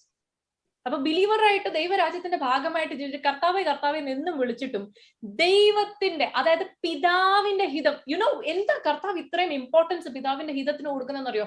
കർത്താവ് പറയുന്നുണ്ട്, ഞാൻ എന്റെ ഹിതപ്രകാരം ഒന്നും ചെയ്യുന്നില്ല. ഞാൻ പറയുന്നതും പ്രവർത്തിക്കുന്നതും എല്ലാം എന്റെ അപ്പം പറയുന്നത് കേട്ട് മാത്രമേ ഞാൻ ചെയ്യാറുള്ളൂ. കർത്താവിന് അത്രമേ പറ്റുള്ളെങ്കിൽ നമ്മൾക്ക് എന്താ ഫ്രീഡം? നമ്മൾക്കൊരു ചോയ്സ് ഇല്ല. ദൈവം അപ്പൻ എന്ത് ആഗ്രഹിക്കുന്നോ അത് ഈ ലോകത്തിൽ നടക്കണം. അതിനാണ് നമ്മളെ ഇവിടെ ആക്കി വെച്ചിരിക്കുന്നത്. സ്വർഗരാജ്യത്തിന്റെ റിപ്രസെന്റേറ്റീവ്സ് എന്ന് പറഞ്ഞുകൊണ്ട് നമ്മളെ ഇവിടെ ആക്കി വെച്ചിരിക്കുന്നത് അങ്ങനെയാ, അതിനുവേണ്ടി മാത്രമാ. ഹല്ലേലൂയ. ഈ പൗലോസിന്റെ ഭാഷയില് ഒരു വാക്കുണ്ട്, കാർണൽ മാൻ, അല്ലെ, ജഡീകൻ എന്ന് പറയുന്ന ഒരു വാക്കുണ്ട്. നമ്മൾ ഓർക്കും അത് അവിശ്വാസികളെ കുറിച്ചാണ്. അത് അവിശ്വാസികളെ കുറിച്ചല്ല എന്ന് പ്രൂവ് ചെയ്യാൻ വേണ്ടി 2 വാക്യങ്ങളൊന്ന് വായിക്കാം. 1 കൊരിന്ത്യർ 1-ാം അധ്യായത്തിന്റെ 4-ാം വാക്യം ഒന്ന് വായിക്കാം. 1 കൊരിന്ത്യർ 1:4. നിങ്ങൾക്ക് ക്രിസ്തുയേശുവിൽ നൽകപ്പെട്ട ദൈവകൃപ നിമിത്തം ഞാൻ എന്റെ ദൈവത്തിന് നിങ്ങളെ കുറിച്ച് എപ്പോഴും സ്തോത്രം ചെയ്യുന്നു. ഇനി 7-ാം വാക്യം കൂടെ ഒന്ന് വായിച്ചേ. 1:7. 1 കൊരിന്ത്യർ 1:7. ഇങ്ങനെ നിങ്ങൾ ഒരു കൃപാവരത്തിലും കുറവില്ലാത്തവരായി നമ്മുടെ കർത്താവായ യേശുക്രിസ്തുവിന്റെ പ്രത്യക്ഷത കാത്തിരിക്കുന്നു. ഒരു കൃപാവരത്തിനും അവർക്ക് കുറവില്ല. അവരെ ഓർത്ത് പൗലോസ് അങ്ങ് ദൈവത്തോട് സ്തോത്രം പറയും. ഓ പ്രൈസ് ഗോഡ്, എന്തൊരു നല്ല ഒരു ഗ്രൂപ്പ്, ഒരു കൃപാവരത്തിനും കുറവില്ല. അങ്ങനത്തെ ഒരു ആൾക്കാർ. ഇത് 1-ാം അധ്യായത്തിൽ. 1-ാം അധ്യായം കഴിഞ്ഞിട്ട് 2-ാം അധ്യായം കഴിഞ്ഞ് 3-ാം അധ്യായത്തിൽ എത്തുമ്പോഴത്തേനും പൗലോസ് അവരോട് പറയുന്നത് എന്താന്ന് നോക്കി. ഫസ്റ്റ് വേഴ്സും 3rd വേഴ്സും ഒന്ന് വായിക്കാം. ചാപ്റ്റർ 1 കൊരിന്ത്യർ 3:1. എന്നാൽ സഹോദരന്മാരെ, നിങ്ങളോട് എനിക്ക് ആത്മികന്മാരോട് എന്ന പോലെ അല്ല, ജഡികന്മാരോട് എന്ന പോലെ, ക്രിസ്തുവിൽ ശിശുക്കളായവരോട് എന്ന പോലെ അത്രേ സംസാരിപ്പാൻ കഴിഞ്ഞുള്ളൂ. നമ്മളൊന്ന് ചിന്തിച്ചു നോക്കണം. ഒരു കൃപാവരത്തിനും കുറവില്ലാത്ത ഒരു സഭയാണ് കൊരിന്ത്യ സഭ. പക്ഷെങ്കിൽ അവരോട് ഈ പൗലോസ് പറയുന്നത് എന്താണെന്നറിയോ? ആത്മീയർ എന്ന പോലെ എനിക്ക് നിന്നോട് സംസാരിക്കാൻ ഒക്കുന്നില്ല, ജഡീകർ എന്ന പോലെ സംസാരിക്കാൻ ഒക്കുന്നുള്ളൂ. അത് താഴോട്ട് വയ്ക്കാൻ 3-ാമത്തെ വാക്യം എന്താ എഴുതിയിരിക്കുന്നത്? നിങ്ങളുടെ ഇടയിൽ ഈർഷ്യയും പിണക്കവും ഇരിക്കെ നിങ്ങൾ ജഡികന്മാരും ശേഷം മനുഷ്യരോട് നടക്കുന്നവരും അല്ലയോ? Okay okay okay okay. ബാക്കിയൊന്നും നമ്മൾ വായിക്കണ്ട, നമ്മൾ അണ്ടർസ്റ്റാൻഡ് ചെയ്തെടുക്കാം എന്നുള്ളതേ ഉള്ളൂ. അപ്പോൾ പൗലോസ് പറയുന്നത്, ഞാനിപ്പം എല്ലാ കൃപാവരങ്ങളും കൊരിന്ത്യ സഭയിലുണ്ട്. നമ്മൾ മലയാളി ബന്ധക്കോസുകാരുടെ ഇടയിൽ ഇപ്പോൾ നമ്മൾ മാത്രം ഉള്ളതുകൊണ്ട് ഞാൻ ഓപ്പൺലി പറയാമല്ലോ, നമ്മളുടെ ഇടയിൽ ഇപ്പോൾ ഏറ്റവും അധികം യൂസ് ആകുന്ന ദൈവ കൃപാവരങ്ങൾ എന്ന് പറയുന്നത്, ഒന്ന് പ്രവചനത്തിന്റെ വരവും, 2 അന്യഭാഷ വരവും, അല്ലെ? ബാക്കി അനേക വരങ്ങൾ ഉണ്ടെങ്കിലും അതൊന്നും മാക്സിമം യൂസേജിൽ ഇത് രണ്ടുമാണ് നമ്മൾക്ക് കാണാൻ സാധിക്കുന്നത്. പക്ഷെ ഈ ഒരു വരങ്ങൾ നമ്മളുടെ ഒരു ചിന്ത എന്തോ ഐ ആം സോ സ്പിരിച്വൽ എന്നുള്ള ഒരു ചിന്തയാണ്.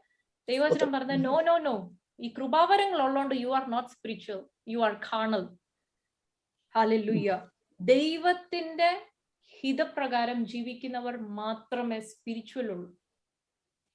ബാക്കി കൃപാവരങ്ങൾ ഉണ്ടെങ്കിലും ദൈവവചനം നമ്മളെ പഠിപ്പിക്കുന്നത്, നമ്മളുടെ ജീവിതം നമ്മളുടെ മൈൻഡിനനുസരിച്ച്, നമ്മളുടെ വിൽ പവറിനനുസരിച്ച്, നമ്മളുടെ ഇച്ഛാശക്തിക്ക് അനുസരിച്ച്, നമ്മളുടെ ശരീരത്തിന്റെ ആഗ്രഹങ്ങളെ പ്രസാദിച്ച് നമ്മൾക്ക് ജീവിക്കാൻ സാധിക്കും. അതുകൊണ്ട് ആരും തെറ്റിദ്ധരിക്കരുത്. അതുകൊണ്ടാണ് കർത്താവ് പറയുന്നത്, ഒരിക്കൽ എന്റെ മുന്നേ കുറെ പേര് വന്ന് നിന്ന് പറയും, കർത്താവേ കർത്താവേ നിന്റെ നാമത്തിൽ ഞങ്ങൾ ഭൂതങ്ങളെ പുറത്താക്കി പ്രവചിച്ചു, അത് ഇത്. കർത്താവ് പറഞ്ഞു, ഐ എം സോറി, എനിക്ക് നിങ്ങളെ അറിയത്തില്ല. I don't even know you. ഞാൻ ആഗ്രഹിച്ചു ഒന്നും നിങ്ങൾ ചെയ്തില്ല, നിങ്ങൾ നിങ്ങളുടെ ഇഷ്ടപ്രകാരം ജീവിച്ചു. So we have to be very very very careful. ഒരു വാക്യം കൂടെ നമുക്ക് വേഗത്തിൽ വായിക്കാം, നമ്മുടെ സമയം വേഗത്തിൽ തീരുന്നു. ലൂക്കോസ് എഴുതിയ സുവിശേഷം 12-ാം അധ്യായത്തിന്റെ 47-48 വാക്യങ്ങൾ നമുക്കൊന്ന് വേഗത്തിൽ വായിക്കാം. ലൂക്കോസ് 12-47-48 വാക്യങ്ങൾ. സ്തോത്രം. 47-48. യജമാനന്റെ ഇഷ്ടം അറിഞ്ഞിട്ട് ഒരുങ്ങാതെ അവന്റെ ഇഷ്ടം ചെയ്യാതെയും ഇരിക്കുന്ന ദാസന് വളരെ അടികൊള്ളും. അറിയാതെ കണ്ട് അടിക്ക് യോഗ്യമായത് ചെയ്തവനോ കുറെ അടികൊള്ളും. വളരെ ലഭിച്ചവനോട് വളരെ ആവശ്യപ്പെടും, അധികം ഏറ്റിയ വാങ്ങിയവനോട് അധികം ചോദിക്കും. ഈ വചനം നന്നായിട്ട് വായിക്കുകയും എല്ലാ മീറ്റിംഗ്സും ഒക്കെ അറ്റൻഡ് ചെയ്യുന്ന ആൾക്കാരാണ് നമ്മൾ പെന്തക്കോസ്തുകാര്. ഈ വചനം പറയുന്നത്, masters, the servant who knows his masters will and does not get ready. ദൈവത്തിന്റെ ഹിതം നന്നായിട്ട് മനസ്സിലാക്കിയിട്ട് അതനുസരിച്ച് ജീവിക്കാത്തവന് എന്ത് ചെയ്യും എന്ന് പറയുന്നത്, അവന് വളരെ അധികം അടി കിട്ടും, അറിയാൻ മേലാതെ കിട്ടും. We have to be very very very careful. കർത്താവ് പറയുന്ന ഒരു കാര്യമുണ്ട്. കർത്താവ് ഇത് പറയുമ്പോൾ ഞാൻ വിശ്വസിക്കുന്ന കർത്താവ് ഇത് പറയാൻ വളരെ ഇമോഷണൽ ആയിട്ട് പറഞ്ഞൊരു സ്റ്റേറ്റ്മെന്റാ. യോഹന്നാൻ എഴുതിയ സുവിശേഷം 14-23-24 കർത്താവ് പറയുന്നത്, he who loves me will obey my commandments. ഞാൻ കൽപ്പിക്കുന്നതെല്ലാം. നമ്മളെല്ലാരും വചനം വായിക്കും, നമുക്ക് വചനത്തിൽ എല്ലാ കാര്യങ്ങളും അറിയാം, പക്ഷെ പ്രാക്ടിക്കൽ ലൈഫിൽ പലതും നമ്മൾ ഫോളോ ചെയ്യാറില്ല. പക്ഷെങ്കിൽ നമ്മള് പാട്ട് പാടും, അന്നേരം നമ്മൾ പാടുന്നത് എന്താ, എൻ ജീവനേക്കാളും നീ വലിയതാണ് എനിക്ക്. കർത്താവ് എന്നോട് പറയും, കള്ള മിണ്ടാതിരിക്കും, നീ പറയുന്നത് കള്ളത്തരം. കാരണം നീ പാട്ടാണ്, നിനക്ക് എന്നോട് സ്നേഹം ഉണ്ടെങ്കിൽ ഞാൻ പറയുന്നത് നീ അനുസരിക്കും, ഞാൻ എന്റെ ഹിതപ്രകാരം നീ ജീവിക്കും. എന്നോട് ഇഷ്ടമില്ലാത്തത് കൊണ്ടാണ് ഞാൻ പറയുന്നത് ചെയ്യാത്തത്. ബിക്കോസ് ദൈവവചനത്തിൽ അങ്ങനെയാണ് പറയുന്നത്. ഹല്ലേലൂയ. പ്രിയ ദൈവമക്കളെ, ദൈവത്തിന്റെ പെർഫെക്റ്റ് വില്ലിന് വേണ്ടി നമ്മൾക്ക് ആഗ്രഹിക്കാം, പെർമിസീവ് വില്ലിന് വേണ്ടി അല്ല. പലപ്പോഴും നമ്മളുടെ ജീവിതത്തിൽ നമ്മൾ പെർമിസീവ് വില്ലിന് വേണ്ടി സെറ്റിൽ ആകുന്ന ആൾക്കാരായിട്ട് മാറുകയാണ്. സാത്താൻ അത് കണ്ട് സന്തോഷിക്കുകയാണ്. ഹല്ലേലൂയ. കർത്താവ് ദൈവരാജ്യത്തിന്റെ പ്രിൻസിപ്പിൾസ് പഠിപ്പിക്കാൻ വേണ്ടി നമ്മളെ ഒരുപാട് ദൈവരാജ്യത്തെ കുറിച്ചുള്ള ഒത്തിരി എന്താ പറയാ ഉപമകൾ പഠിപ്പിച്ചിട്ടുണ്ട്. ഈ ഓരോ ഉപമകളും നമ്മൾ പഠിക്കുമ്പോൾ ഓരോ ഉപമകളിൽ നിന്ന് നമ്മൾക്ക് വളരെയധികം ദൈവരാജ്യത്തെ കുറിച്ച് പഠിക്കാൻ, ഓരോ ഉപമയിൽ നിന്ന് നമ്മൾക്ക് മണിക്കൂറുകളോളം പഠിക്കാനുണ്ട്, അല്ലേ? ഒത്തിരി ഉപമകളാണ് കർത്താവ്. പക്ഷെ അതുകൊണ്ട് ഞാൻ അതിൽ കൂടെ ഒന്നും പോകാൻ ആഗ്രഹിക്കുന്നില്ല. പക്ഷെങ്കിൽ ഒരു ഉപമയിൽ പറഞ്ഞ ഒരു കാര്യം എനിക്ക് ഓർമ്മ വരുന്നത്. മത്തായി എഴുതിയ സുവിശേഷം 25-ാം അധ്യായത്തിന്റെ അതിന്റെ 14-ാം വാക്യം തൊട്ടുള്ള മുൻപോട്ട് നമ്മൾ വായിക്കുമ്പോൾ അവിടെ ഒരു ഉപമയുണ്ട്. ഇപ്പോൾ നമ്മൾക്കത് വായിക്കേണ്ട സമയമില്ല. പക്ഷെങ്കിൽ അവിടെ 2 പേരോട് കർത്താവ് 2 പേരെ വിളിക്കുന്നു, ഗുഡ് ആൻഡ് ഫെയ്ത്ത്ഫുൾ സെർവൻസ്, നല്ലവനും വിശ്വസ്തനും ആയുള്ള ആ ദാസനെ എന്ന് 2 പേരെ വിളിക്കുന്നു. ഒരാളെ വിളിക്കുന്നത് എന്താ? വിക്കറ്റ് സെർവൻറ്റ്, ദുഷ്ടൻ, അല്ലെ? ദുഷ്ടനും മടിയനുമായ ദാസനെ. അപ്പൊ ഈ ദുഷ്ടനും മടിയനും എന്നുള്ള പേര് കേൾക്കാൻ കാരണം എന്തെന്നറിയോ? അവന് കിട്ടിയ താക്കോൽ അവൻ പോക്കറ്റിൽ വെച്ചുകൊണ്ട് നടന്നു. അവന് കിട്ടിയ താക്കോൽ അവൻ ഉപയോഗിച്ചില്ല. ഹല്ലേലൂയ. മറ്റവര് 2 പേരും അവർക്ക് കിട്ടിയ താക്കോൽ വെച്ച് ആ രാജാവിന്റെ രാജ്യം വികസിപ്പിക്കാൻ നോക്കി. പക്ഷെ ഇദ്ദേഹം എന്ത് ചെയ്തു? അവന് കിട്ടിയ താക്കോൽ അവൻ പോക്കറ്റിൽ വെച്ചു. അപ്പൊ കർത്താവ് വിളിക്കുക, ദുഷ്ടനായ ദാസനെ. ഹല്ലേലൂയ. നമുക്ക് ക്ലോസ് ചെയ്യുന്നതിന് മുമ്പ് ഞാന് ദൈവരാജ്യത്തിൽ നമ്മൾ ഉണ്ടോ ഇല്ലയോ എന്ന് നമ്മളെ തന്നെ ചെക്ക് ചെയ്യാനായിട്ട് ഒരു സെൽഫ് ടെസ്റ്റ്, എന്താ പറയാ, ഒരു കിറ്റ്, ഒരു സെൽഫ് ചെക്ക് കിറ്റ് ഉണ്ടല്ലോ. ഈയിടെ ഇപ്പോഴത്തെ നമുക്ക് കൊറോണ കാലത്ത് നമ്മളാരും അങ്ങോട്ട് പോകണ്ട, നമ്മൾ തന്നെത്താൻ ചെക്ക് ചെയ്യുന്ന കിറ്റുകൾ വന്നിട്ടുണ്ട്. സോ അതുപോലെ നമ്മൾ സ്വർഗരാജ്യത്തിന്റെ ഭാഗമാണോ ഇല്ലയോ എന്ന് അറിയാൻ വേണ്ടി ഒരു ചെറിയൊരു കിറ്റ് ഞാൻ നിങ്ങൾക്ക് തരാൻ ആഗ്രഹിക്കുകയാണ്. നമ്മളെല്ലാവരും തന്നെത്താൻ ഒന്ന് ടെസ്റ്റ് ചെയ്ത് നോക്കിയാൽ മതി. മത്തായി എഴുതിയ സുവിശേഷം 11-ാം അധ്യായത്തിന്റെ 11-ാം വാക്യം. 11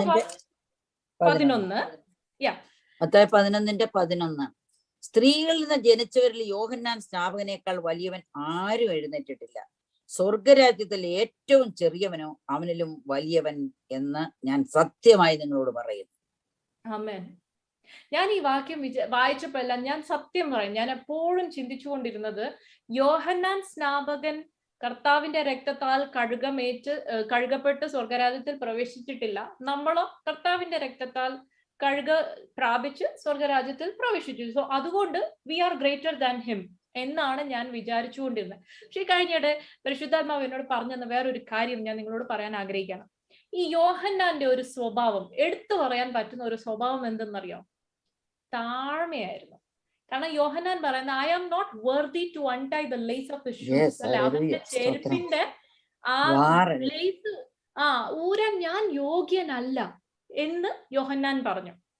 അപ്പോൾ യോഹന്നാൻ അതുകൊണ്ട് ആരാണ്? സ്ത്രീകളിൽ ജനിച്ചവര് ഏറ്റവും ശ്രേഷ്ഠൻ. സ്വർഗരാജ്യത്തിൽ യോഹന്നാനെ കാട്ടി ശ്രേഷ്ഠൻ ആരാന്നാ പറഞ്ഞേ? the least in the kingdom of God. സ്വർഗരാജ്യത്തിൽ ഏറ്റവും ചെറിയവൻ ആരാണോ? ഏറ്റവും ചെറിയവൻ എന്ന് പറയുന്നത് ഒരു കുഞ്ഞു കൊച്ചിനെ ഉദ്ദേശിച്ചല്ല പറയുന്നത്. ഏറ്റവും അധികം താണിരിക്കുന്നവൻ ആരാണോ അവൻ ഈ യോഹന്നാനെ കാട്ടി ശ്രേഷ്ഠനാണ്. അതായത് സ്വർഗരാജ്യത്തിൽ ഒരാള് ഉണ്ടോ ഇല്ലയോ എന്ന് അറിയണമെങ്കിൽ നമ്മളെ തന്നെ, നമ്മുടെ ഉള്ളിൽ താഴ്മയാണോ അഹങ്കാരമാണോ? അഹങ്കാരമാണെങ്കിൽ we are not part of the kingdom. Hallelujah. Pride എന്ന് പറയുന്നത് ഈ സ്വർഗരാജ്യത്തിൽ ഉള്ള ഒരു ഇതല്ല. നമ്മൾ പലപ്പോഴും പറയും, അല്ലെ, എന്റെ പേരിന്റെ മുൻപിൽ നോട്ടീസിനകത്ത് ഇങ്ങനെ എഴുതണം. അല്ലെങ്കിൽ നമ്മൾ പറയും, ഞാൻ ഇത്രയും ബുക്സ് എഴുതി, ഞാൻ ഇത്രയും പ്രസംഗങ്ങൾ എന്റെ യൂട്യൂബിൽ കിടക്കണം, ഞാൻ ഇത്രയും പാട്ടുകൾ പബ്ലിഷ് ചെയ്തു. നമ്മളിങ്ങനെ സ്ത്രീകളാണെങ്കിൽ കല്യാണത്തിനൊക്കെ പോകുമ്പോ ഇങ്ങനെ എല്ലാവരുടെയും ഡ്രസ്സ് ഇങ്ങനെ നോക്കും. എന്തിനാ? അവരെ അപ്രീഷിയേറ്റ് ചെയ്യാനല്ല, എന്നെക്കാട്ടി നല്ലത് ആരെങ്കിലും ഇട്ടിട്ടുണ്ടോ എന്ന് നോക്കാൻ, അല്ലെ? ദൈവവചനത്തിൽ പക്ഷെ യോഹന്നാൻ പറയുന്നത്, ഐ ആം നോട്ട് വർതി. ഞാന് കർത്താവിനെ കുറിച്ച് നമ്മളായി തീരാനാണല്ലോ ദൈവവചനം പറയുന്നത്. നമുക്കതൊന്ന് വായിക്കാൻ സമയമില്ല, പക്ഷെ വാക്യങ്ങൾ നോട്ട് ചെയ്തെടുത്തു. ഫിലിപ്പിയ ലേഖനം 2-ാം അധ്യായത്തിന് 5 തൊട്ട് 8 വരെയുള്ള വാക്യങ്ങളിൽ ആ സ്വർഗരാജ്യത്തിൽ നിന്ന് കടന്നു വന്ന ഒരാളെ കുറിച്ച് എഴുതിയിട്ടുണ്ട്. അവൻ ആരാ? നമ്മുടെ കർത്താവായ യേശുക്രിസ്തു.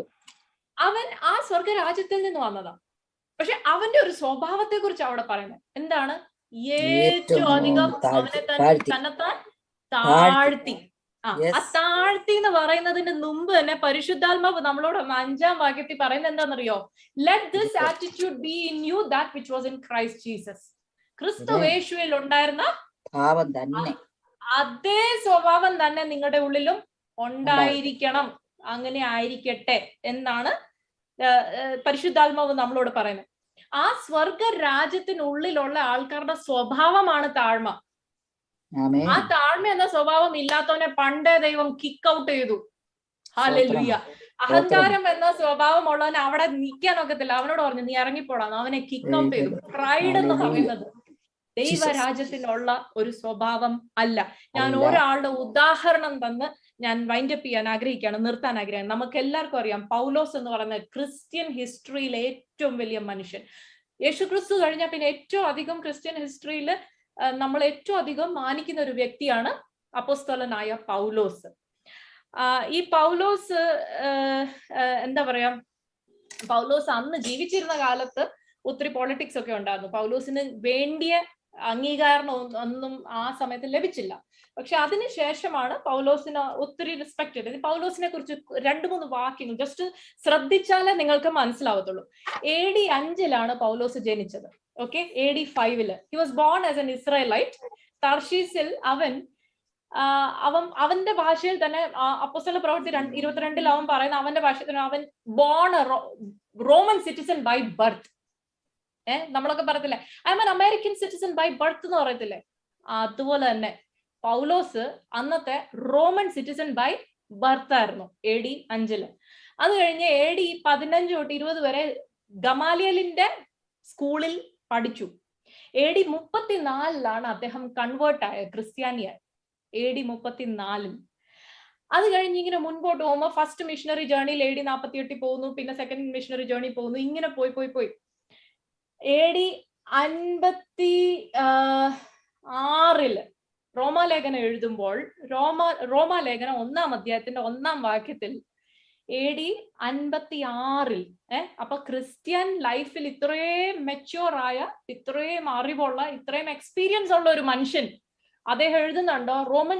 റോമൻസ് 1 chapter 1 verse 1 പറയുന്നത് I am a bond servant of Christ, a servant of Christ called to be an apostle. ഞാൻ ആരാന്ന് പറയുന്നത്? ക്രിസ്തുവിന്റെ വിശുദ്ധർ. റോമർ 1:1 പറഞ്ഞു. ഐ തിങ്ക് ഇറ്റ് ഇസ് അത് പൗലോസ് തന്നെ അഡ്രസ് ചെയ്യുന്ന എങ്ങനെയാണ് അവിടെ? സുവിശേഷനായി വേർതിരിച്ച് വിളിക്കപ്പെട്ട അപ്പോസ്തലനും യേശുക്രിസ്തുവിന്റെ ദാസനുമായ പൗലോസ്. യേശുക്രിസ്തുവിന്റെ ദാസനുമായ പൗലോസ്. അവൻ പറയുന്നത് I am a servant of Christ. യേശുക്രിസ്തുവിന്റെ ദാസൻ. നമ്മളെല്ലാവരും യേശുക്രിസ്തുവിന്റെ Paul, a servant of Christ, called to be an apostle. എന്റെ വിളി അപ്പോസ്തലൻ എന്ന വിളിയാ, പക്ഷെ ഞാൻ ആരാ? ക്രിസ്തുവിന്റെ ദാസൻ. ഇത്രയും വലിയ എക്സ്പീരിയൻസ് ഉള്ള ഒരു മനുഷ്യൻ പറയാണ് ഞാന് ക്രിസ്തുവിന്റെ ദാസനാണ്.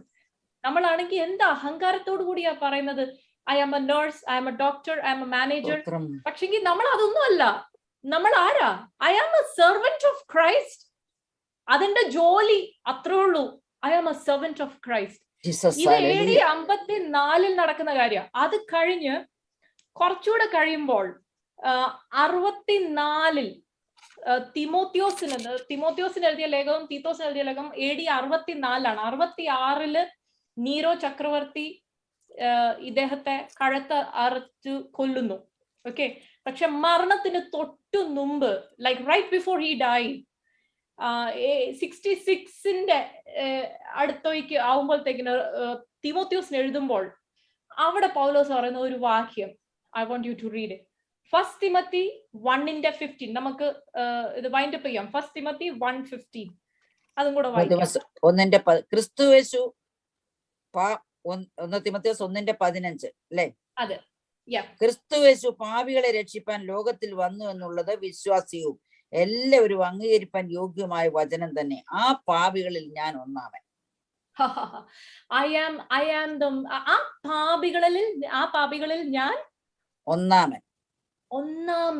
പ്രസന്റ് ടെൻസിൽ അവിടെ പറയുന്നത് I am the worst among those sinners.